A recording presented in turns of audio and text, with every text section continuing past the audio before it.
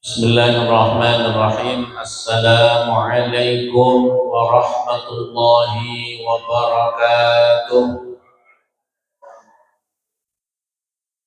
Alhamdulillah. Alhamdulillahilladzi akramana bi syahri Ramadan alladzi unzila fihi al-Qur'an hudan lin-nasi wa bayyinatin minal huda wal furqan. أشهد أن لا إله إلا الله وحده لا شريك له وأشهد أن سيدنا ونبينا محمدا عبده ورسوله لا نبي بعده. اللهم صل على سيدنا محمد وعلى آله وصحبه ومن تبعه بإحسان إلى يوم الدين. Amma ba'du, hadirin jamaah Masjid Besar Baitus Salam yang dimuliakan Allah Subhanahu wa taala. Alhamdulillah, kita diberikan nikmat karunia yang begitu besar oleh Allah Subhanahu wa taala dengan kita kembali dipertemukan dengan bulan suci Ramadan, di mana bulan ini kita tahu bersama fadilahnya, keutamaannya, sehingga para salafun salih, para sahabat Rasul, para ulama selalu menginginkan sehari-hari dalam satu tahun, sepanjang tahun, semuanya adalah Ramadan, karena mereka tahu betapa yang terkandung, yang Allah berikan kenikmatan di dalam Ramadan ini luar biasa. Mudah-mudahan di hari yang kedua sampai dengan akhir Ramadan, Allah jaga terus semangat kita, ibadah kita, istiqomah di dalam ketaatan kepada Allah, menambah kebaikan, ibadah, dan berbagai macam amal kebajikan yang lain. Allahumma amin. Pada hari ini ada kebagian untuk menyampaikan. Saya mengambil buku kecil. Nah, ini judulnya At-Tibyan fi Adabi Hamalatil Quran, yang ditulis, yang dikarang oleh Al-Imam An-Nawawi bermadzhab Asy-Syafi'i. Mudah-mudahan kita banyak bisa mengambil, ini khusus terkait dengan Al-Quran. Alhamdulillah, di masjid ini kegiatan Al-Quran sudah sangat semarak, ya, dan terus kita ingin jaga, terus kita ingin tingkatkan. Lebih-lebih kita ini bertemu dengan kesempatan mulia bulan Ramadan, Syahrul Quran, bulan Al-Quran. Mudah-mudahan seluruh yang kita amalkan, bagi kita sebagai orang tua, kita bisa mengondisikan anak-anak kita juga, menyemangati, memotivasi untuk senang dekat dengan Al-Quran, karena fadilahnya luar biasa dan istimewanya. Bulan Ramadan ini menjadi begitu sangat istimewa, diantaranya karena diturunkan Al-Quran di bulan Ramadan. Al-Babul Awal, bab yang pertama, tentang atraf min fadilati tilawatil Quran. Di antara fadilah, keutamaan membaca Al-Quran, disebutkan di dalam Al-Quran surat Fatir ayat 29 sampai dengan ayat 30. A'udzu billahi minasyaitonir rajim. Bismillahirrahmanirrahim. Innal ladzina yatluna kitaballahi wa aqamus salata wa anfaqu mimma razaqnakum وأنفقوا مما رزقناكم سرا وعلانية يرجون تجارة لن تبور ليوفيهم أجورهم ويزيدهم من فضله إنه غفور شكور. Artinya, innalladzina yatluna kitaballah, sesungguhnya orang-orang yang membaca kitabullah, membaca Al-Quran. Jadi ini disebutkan orang-orang yang membaca Al-Quran. Kita ini membaca Al-Quran, kemudian juga mendengarkan Al-Quran, pahala semuanya. Ya, orang yang membaca Al-Quran kemudian mendirikan sholat. Jadi ada sholat iya, baca Al-Quran juga iya. Wa anfaqu mimma razaqnakum, menginfakkan apa yang Allah berikan, Allah rizkikan, yang Allah titipkan, sirran wa alaniyatan. Infak yang diberikan, kita datang ke masjid berinfak sirran, tersembunyi, tidak ada yang tahu, wa alaniyatan, ataupun terang-terangan, dititipkan ke bendahara, dititipkan ke DKM, atau dititipkan kepada yang biasa mengurusi masjid, ya, boleh. Sirran wa alaniyatan, rahasia, sembunyi-sembunyi boleh, diam-diam memasukkan ke dalam kenceleng, kemudian atau wa alaniyatan, terang-terangan juga boleh, ya, tidak ada larangan. Sirran wa alaniyatan, tapi tadi yarjuna tijaratan lan tabur, tetapi intinya yang ada di dalam hatinya bukan untuk riya, bukan untuk macam-macam, tetapi yarjuna tijaratan lan tabur, mengharapkan tijarah, dagangan yang tidak pernah rugi.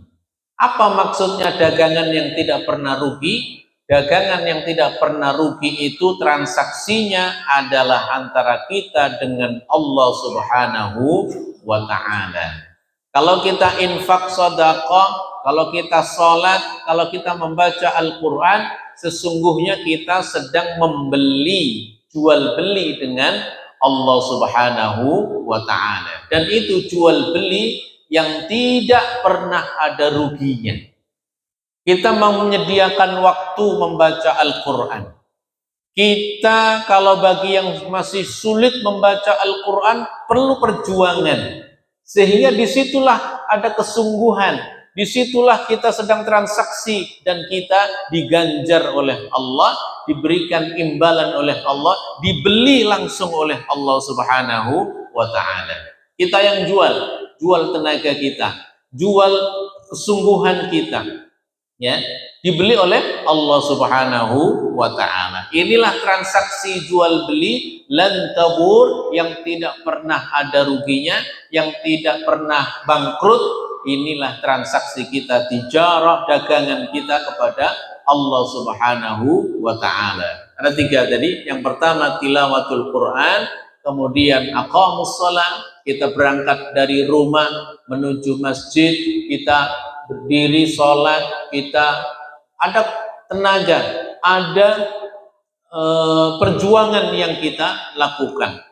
Di rumah mungkin lebih enak, tidur lebih cepat, gitu ya, sekedar menggugurkan kewajiban, tetapi kita memilih lebih yang baik, kita memilih tempat yang lebih utama, kita memilih dengan sholat berjamaah, tentu saja nilainya lebih besar, dagangannya lebih besar, keuntungannya di hadapan Allah Subhanahu wa ta'ala. Dan ini yang kita pilih, wa aqamus shalah wa anfaqu, dan menginfakkan. Kita mungkin secara kasat mata bekerja mencari uang, kemudian hasil dari keuangan itu untuk kebutuhan kita, sebagiannya kita infakkan, seolah-olah itu memang adalah harta kita, jerih payah kita, tapi tidak, sesungguhnya itu adalah titipan dari Allah Subhanahu wa ta'ala. Maka disebutkan dalam Al-Quran, mimma razaqnakum, apa yang kami rizkikan kepada kalian, apa yang aku berikan kepada kalian.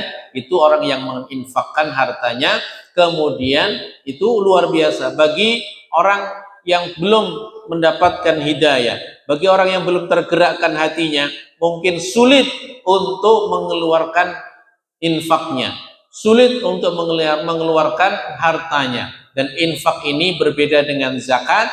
Kalau zakat ada batas minimal yang kemudian dia baru berkewajiban mengeluarkan zakat. Tetapi infak sukarela, tidak terbatas nominal tertentu, berapapun saja, maka itu semuanya adalah transaksi kita, jual beli kita di hadapan Allah Subhanahu wa Ta'ala. Apa imbalannya?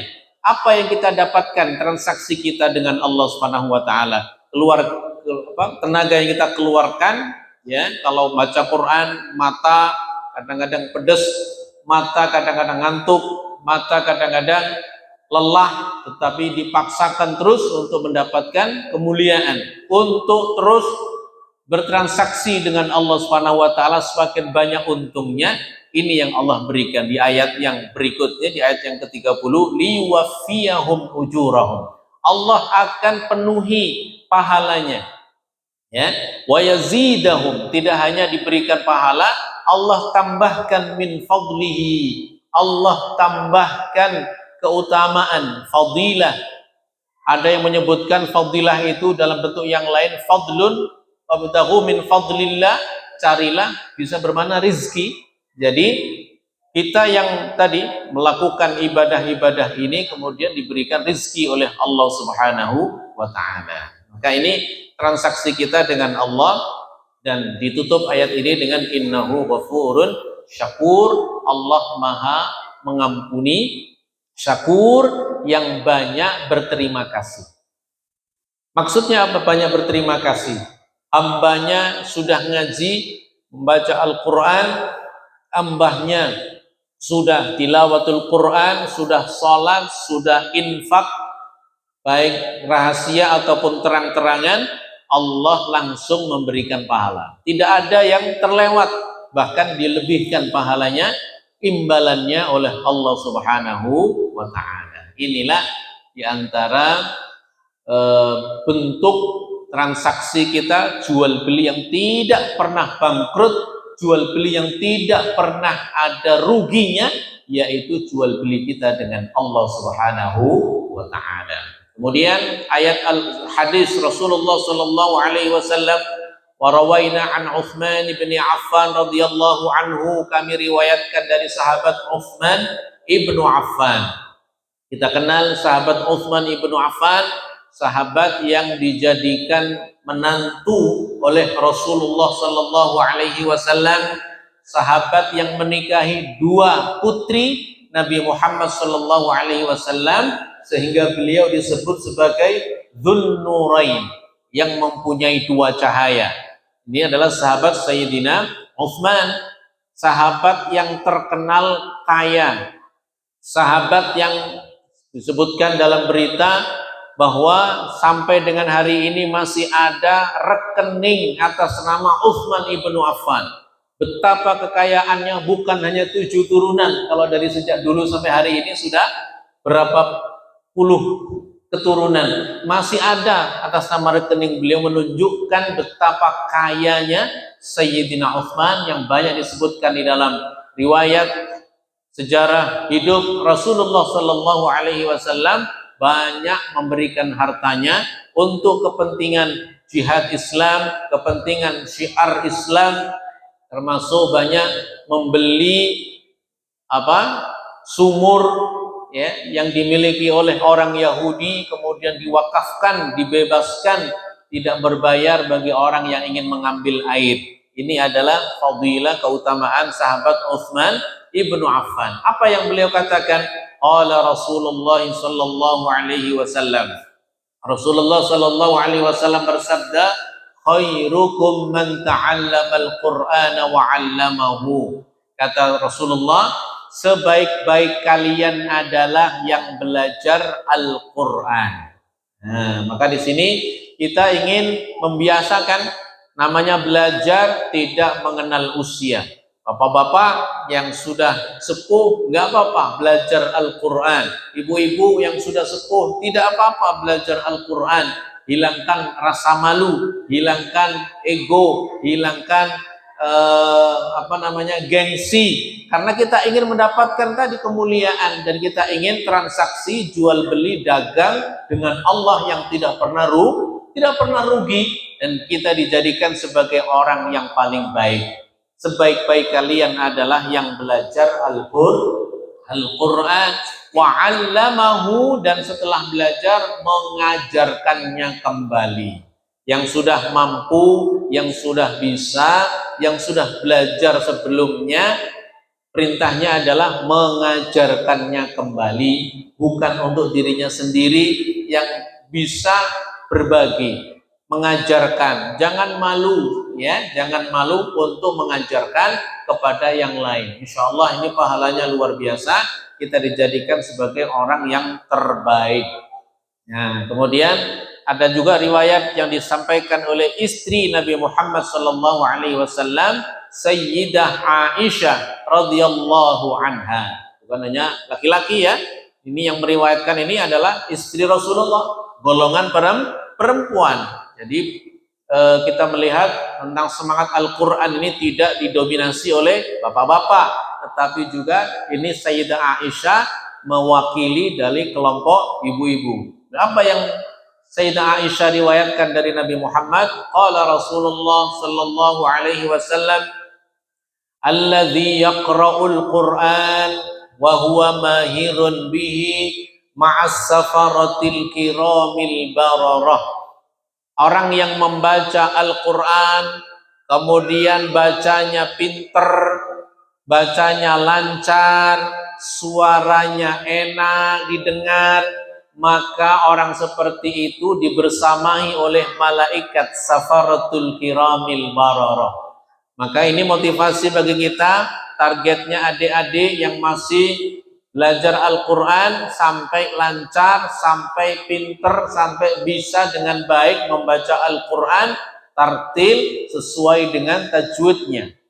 Nah, kalau yang seperti ini maka senantiasa dibersamai oleh malaikat, jalannya dibarengi oleh malaikat. Jadi kalau ada orang, saya perasaan kalau melihat Mas Habil ada rewangnya, nah gitu ya, karena ngajinya pinter jadi seperti dibersamai malaikat gitu ya, jadi satu tapi seperti berdua gitu ya. Nah itu gambaran, karena ada dulu kisah yang disampaikan oleh Muhammad Nasir, beliau di penjara. Ketika beliau ada di penjara, beliau menulis Al-Quran tafsir ya, tafsir Al-Azhar. Itu ditulis di penjara. Beliau dipenjara oleh Presiden Soekarno. Ada sipir penjaga penjaga penjaranya. Jadi kata yang menjaga itu, saya selalu melihat setiap hari ada orang yang mendampingi Muhammad Nasir itu di depan penjaranya. Jadi jaga. Kemudian nanya kepada Syekh Muhammad Nasir, siapa itu yang berada di depan pintu yang menjaga engkau? Kata Muhammad, nggak ada siapa-siapa, selama ini nggak ada siapa-siapa, gitu ya.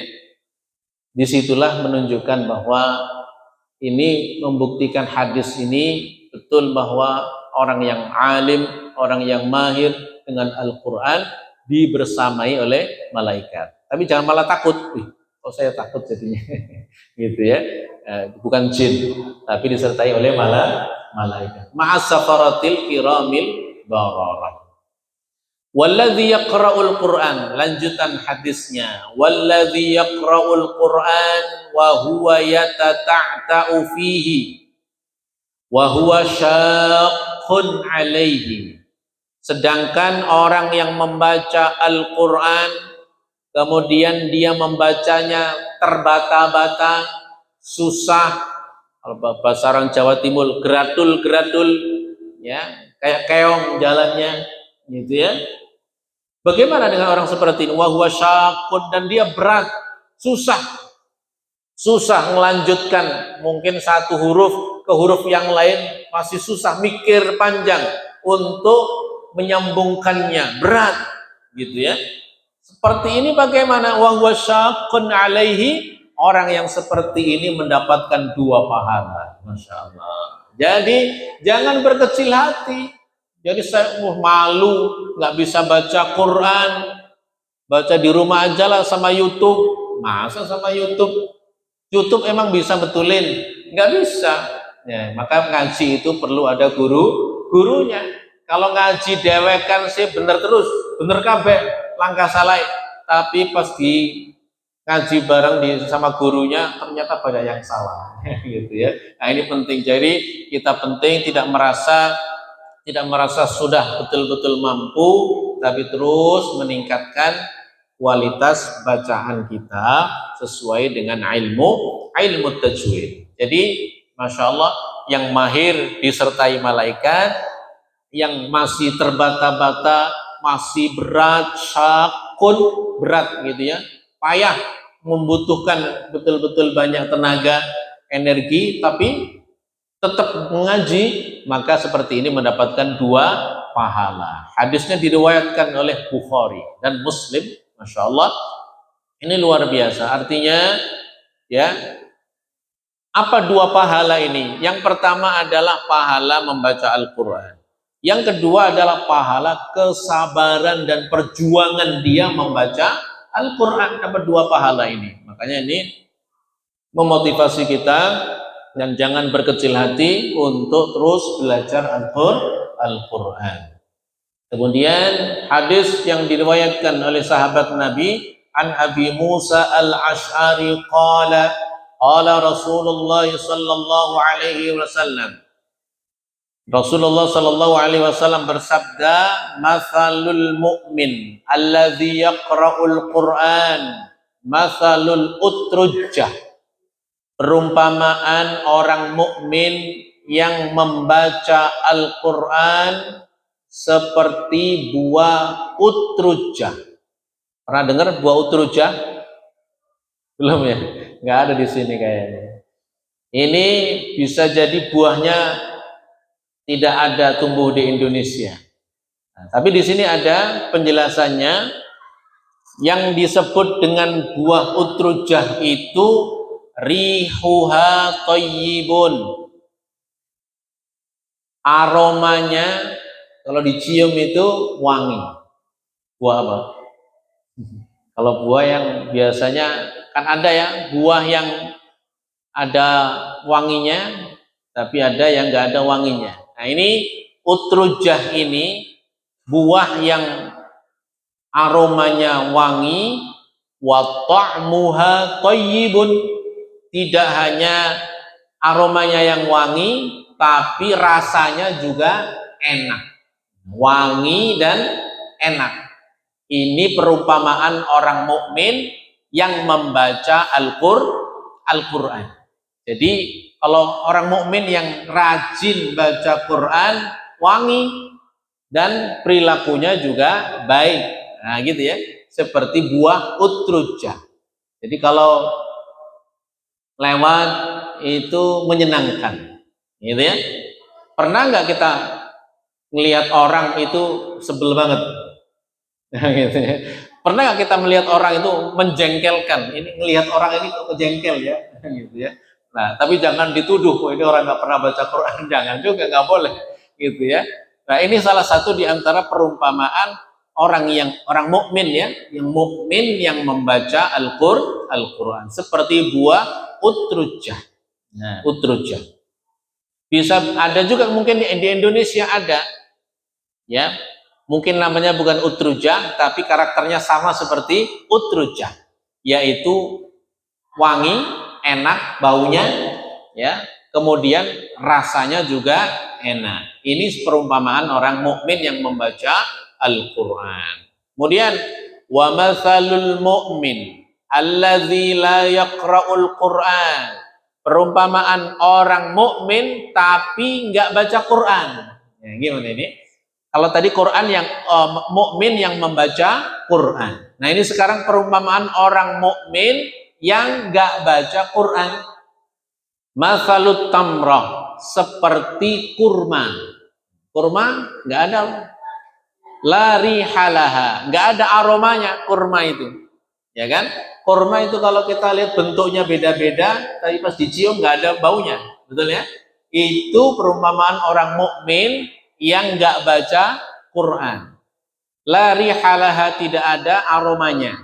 Wa ta'muha hulwun, tetapi rasanya manis. Kurma itu ya, itu perumpamaan orang mukmin yang nggak baca Quran. Secara individunya baik orang mukmin, tapi nggak semerbak gitu ya, nggak semerbak wangi karena nggak baca Quran gitu ya. Kemudian ini wa masalul munafiqi alladzi yaqra'ul Quran, perumpamaan orang munafik. Ini kebalikan orang mukmin, itu orang munafik. Orang munafik tapi baca Quran. Al munafiq alladzi yaqra'ul Quran. Munafik tapi rajin ngaji. Seperti masalur royhana, seperti buah royhana. Pernah ada di sini? Baru dengar ya? Ya. Mungkin ada nama ibu-ibu Bu Royhan, tapi kalau buah nggak ada. Ya. Nah, jadi seperti royhana, buah royhana. Apa itu? Rihuha thayyibun wa ta'muha murrun. Orang munafik yang baca Quran seperti buah royhana. Buah royhana itu aromanya wangi, tapi rasanya pahit. Buah apa itu? Apa? Buah apa? Ada nggak?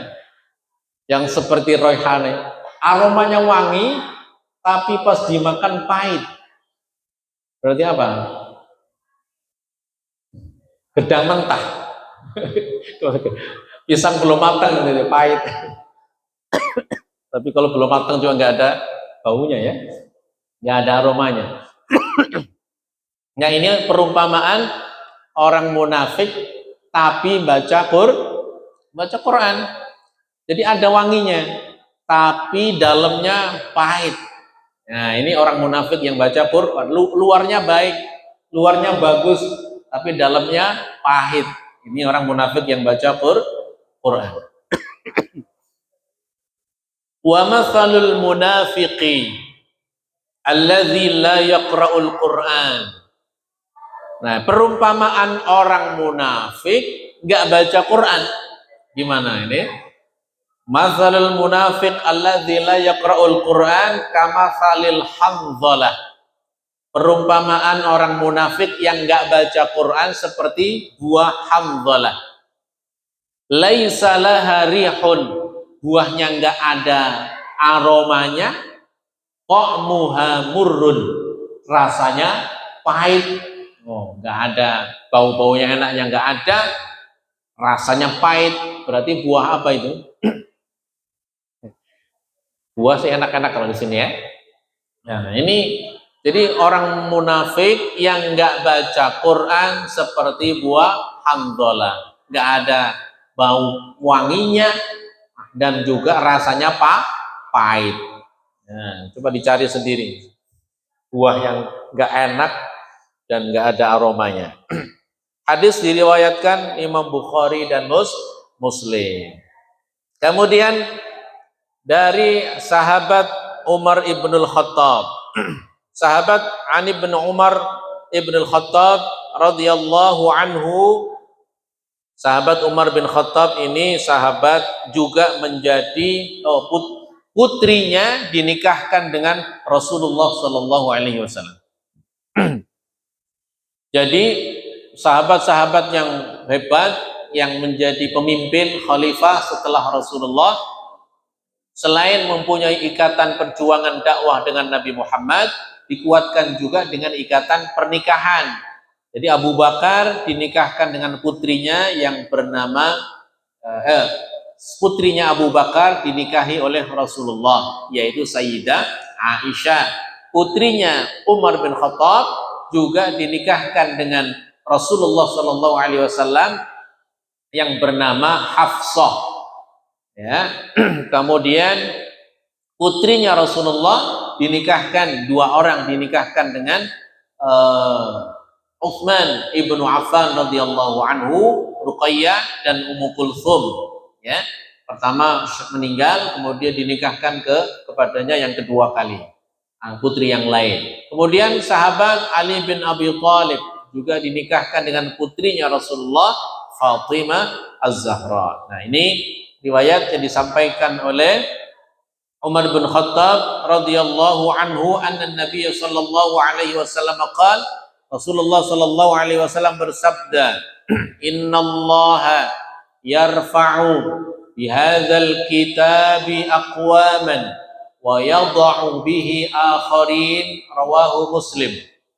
Sesungguhnya Allah mengangkat derajat bihadzal kitabi aqwaman, Allah mengangkat sebuah kaum dengan Al-Qur'an,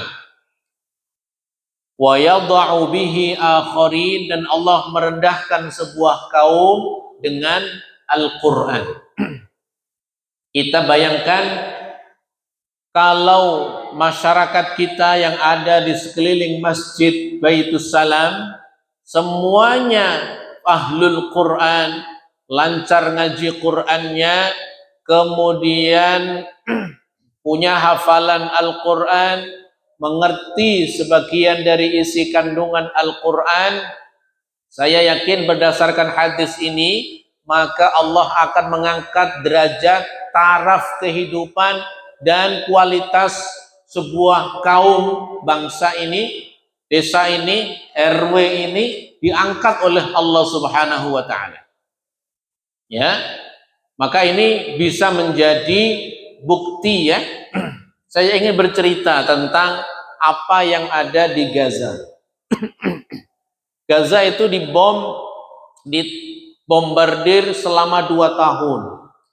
Ternyata di bulan Desember 2025 mereka mewisuda 500 penghafal Quran baru. 500 dalam kondisi luar biasa, dalam kondisi 80% bangunan gedung yang ada di sana hancur semuanya. Dan ternyata setelah ada gencatan senjata, mereka justru mewisuda penghafal Quran yang baru. Ternyata tidak cukup dengan penghafal Quran.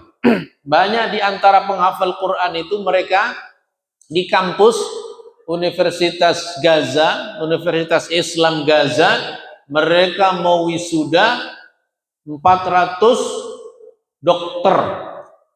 400 dokter, Masya Allah. Ya, ini sangat jauh dibandingkan dengan kondisi kita yang normal, dengan kondisi kita yang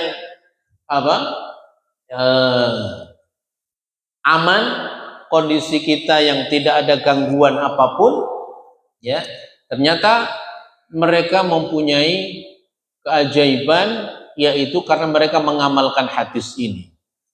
Ya, mereka betul-betul mengamalkan Al-Quran ini, betul-betul dekat dengan Al-Quran. Anak-anak sejak kecil mereka bimbing, mereka install dalam diri mereka Al-Quran, sehingga menjadi keistimewaan yang luar biasa. Dan mereka cerdas-cerdas. Dalam kondisi seperti itu, mereka tidak ada yang kita temukan di dalam berita itu kemudian ada yang putus asa, ada yang bunuh diri gara-gara rumahnya hancur, bunuh diri gara-gara ibunya meninggal, ataupun trauma psikologinya terganggu. Sebenarnya tidak ada, ya, tidak ada. Inilah menunjukkan bahwa kekuatan hatinya mereka karena di dalamnya ada Al-Quran dengan ujian yang begitu berat luar biasa. Ya, yang ngebombardir Israel dibantu totalitas oleh Amerika Serikat dengan senjata yang sangat super canggih, tetapi mereka tidak kemudian mau meninggalkan tempat itu yang melupakan tujuan mereka, diusir dari tanah airnya, tetapi mereka tetap tinggal di sana meskipun hancur keseluruhan, mereka tetap tinggal di sana. Ini bukti dari ayat-ayat Al-Quran, bukti mereka apa namanya, mengamalkan hadis ini dan maksimal di dalam Al-Qur'an. Oleh karenanya ini menjadi motivasi kita, ya, bahwa ayo kita sebagai orang tua, ya, harus memposisikan prioritas utama bisa Al-Qur'an. Ya, bisa Al-Qur'an. Tidak menghalangi bisa talenta yang lain, ya, sepak bola, nggak ada masalah. Kemudian seni, tidak ada masalah. Kemudian olahraga-olahraga yang lain, tidak ada masalah. Komputer dan lain sebagainya. Karena apa? Karena Al-Quran ini menjadi dasar. Al-Quran ini menjadi pondasi. Apapun profesinya, hafidhul Quran. Striker bola dengan mencetak gol terbanyak, hafidhul Quran. Begitu ya. Kemudian dia pengusaha sukses tapi penghafal Quran. Senang dengan Quran, cinta dengan Al-Quran, sehingga ini dijaga oleh Allah Subhanahu wa taala, karena tadi kehidupannya senantiasa dibersamai oleh malaikat safaratul kiramil bararah. Gitu ya. Maka ini menjadi motivasi kita semuanya buat adik-adik, ya, terus bersemangat untuk belajar Al-Quran. Jangan berhenti untuk membaca, belajar, menguasai Al-Quran. Kemudian sampai jam berapa ya?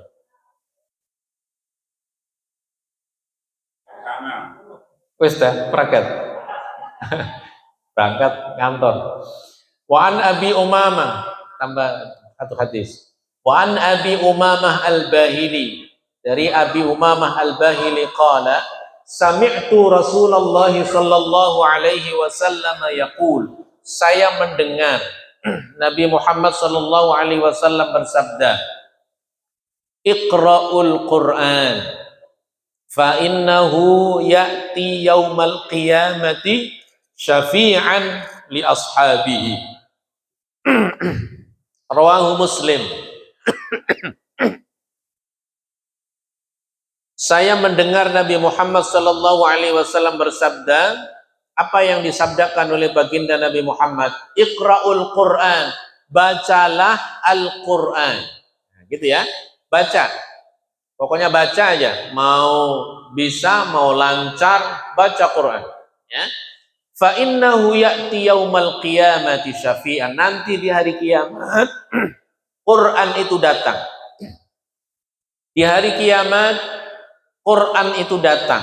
Syafi'an li ashabihi, menjadi penolong, menjadi syafaat bagi orang yang biasa membacanya di dunia. Ya, jadi nggak akan pernah salah alamat. Maka siapapun yang rajin baca Quran, yang rajin tadarus, ya, berarti besok harus banyak, ada kelompoknya lebih banyak tadarusnya. Ya, insya Allah ini akan menjadi penolong kita di hari kiamat. Tetapi, ya, ternyata tidak hanya di hari kiamat. Di dunia ini syafaat Quran ternyata sudah hadir.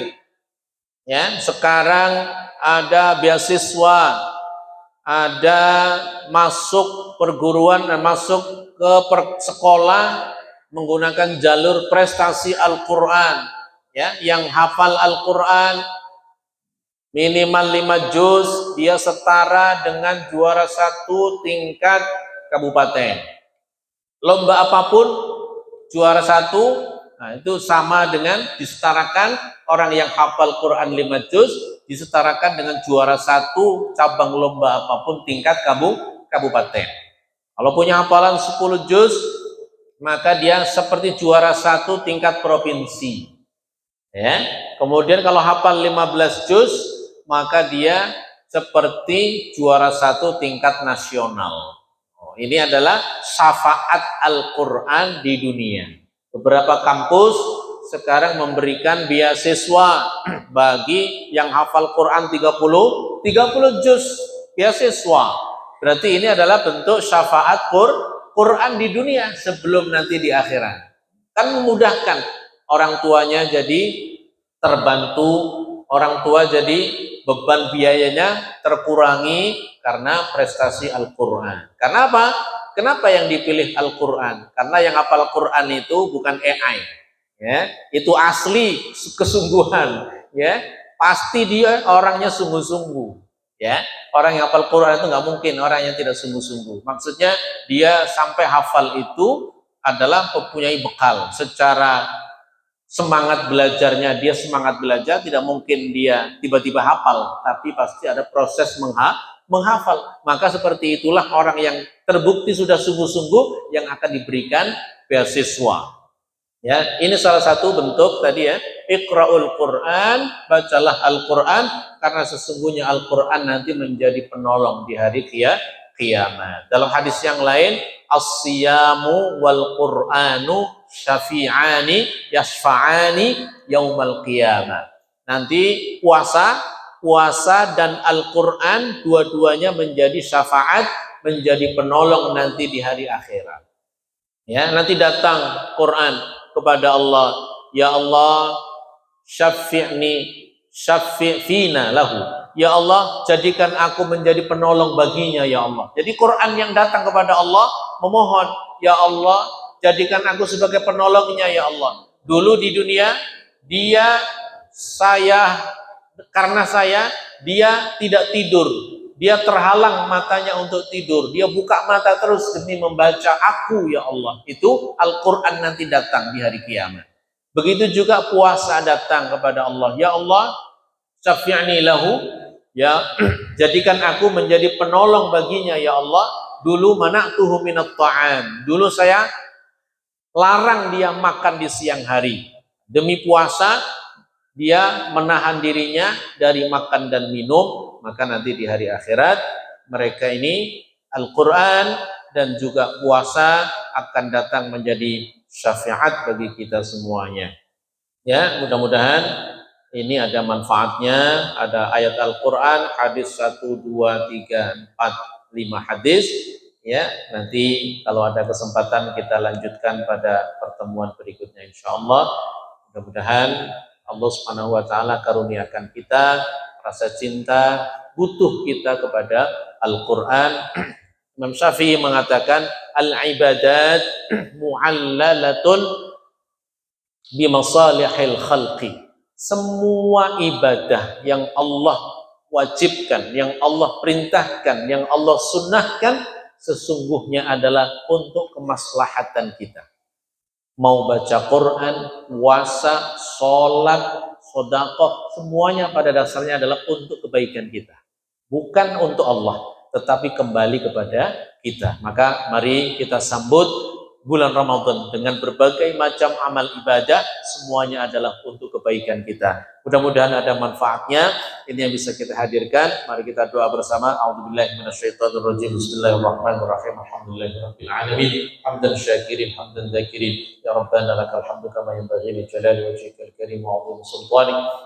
Allahumma lakal hamdu kulluh wa lakal syukru kulluh wa ilaika yarji'ul amru kulluh alaniyatuhu wa sirruhu. Allahumma salli ala sayyidina Muhammadin fil awwalin wa salli ala sayyidina Muhammadin fil akhirin wa salli ala sayyidina Muhammadin fi kulli waqtin muhin wa salli ala sayyidina Muhammadin fil mala'il a'la ila yaumiddin. Allahumma arhamna bil Qur'an waj'alhu lana imaman wa nuran wa hudan wa rahmah. Allahumma dhakkirna minhu ma unsina wa 'allimna minhu ma jahilna وارزقنا حسن تلاوته آناء الليل وأطراف النهار على الوجه الذي يرضيك عنا يا رب العالمين. ربنا آتنا في الدنيا حسنة وفي الآخرة حسنة وقنا عذاب النار. بفضل سبحان ربك رب العزة عما يصفون وسلام على المرسلين والحمد لله رب العالمين. بركة الفاتحة.